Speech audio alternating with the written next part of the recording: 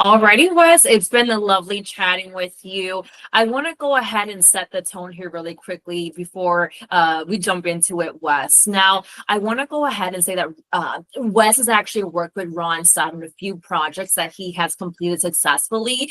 On the last project is about a 2-week project, and my client asked him to return for an additional week. So he's definitely Ron Stott proven. Now, with that, Wes, I would love for you to jump right into it and tell me a little bit about yourself and professional experience, if you don't mind. Sure. So I'm a father of two teenage girls. That takes up a lot of my time and focus. So on the side, I I like to work full time.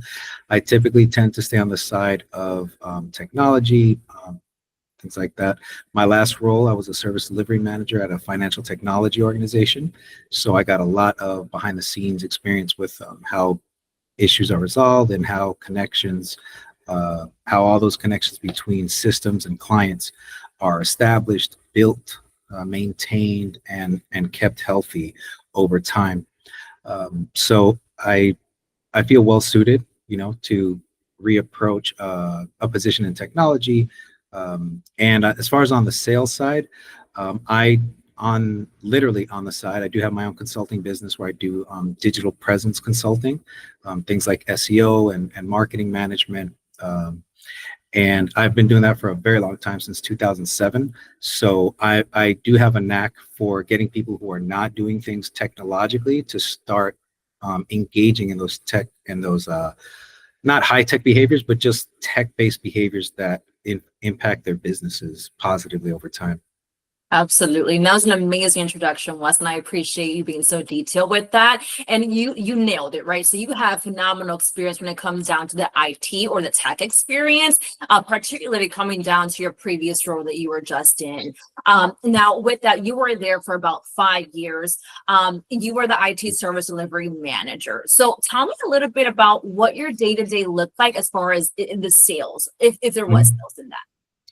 Well, we didn't have sales per se in that particular role, but our engagement with the sales end of things was when we needed to like make good on promises that salespeople had made. We would have to go into the contracts and meticulously read through what service level agreements we were being held to, and we had to then employ those standards. And on a regular basis, we would get called on the carpet if we didn't meet those service level agreements. You can imagine with like national banks or like state banks, when their systems don't run properly, they have a lot to say about it. So our end of the sales thing in that position was assuring clients that their systems were going to be better over time.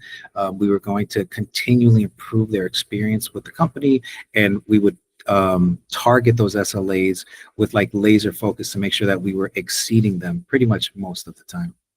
Beautiful. So that was with your existing clientele. Mhm. I want to know because you have sales experience, Mhm. overall as well. So how were you Yep. able to, build trust and relationships with new clients? Yep. Well, especially in the technology field, you can't be full of baloney. When it comes to building trust in the tech field, you have to know what's going on. You have to know how things are connected. You have to know who the players are. So it goes above and beyond book knowledge. And that's one area where I absolutely specialize in, is like keeping track of which people run which things, what they have their eyes on, so that when whatever hits the fan, I can rapidly deploy resources that would help out at that particular situation. So I think when it comes to building trust in sales with tech, you have to know what you're talking about. That's like number one, and then prove that you knew what you were talking about with delivery of these improved services over time. Absolutely. I love that. Now, when it comes down to either trying to get new clientele, we know that we have to sometimes handle objections. So, how are you able to handle those objections?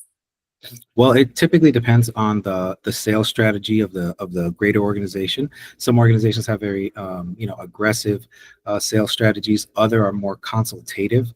I feel in tech, sales is a much more consultative, where if you can simply explain to an organization or an individual how employing this particular service offering will impact their bottom line or will make more efficient their operations. Literally, if you can just explain it to them in plain English, they will 9 times out of 10 hop on board. Completely agree. Now, you've used a few systems, so if you don't mind telling me a few systems that you use or are familiar with.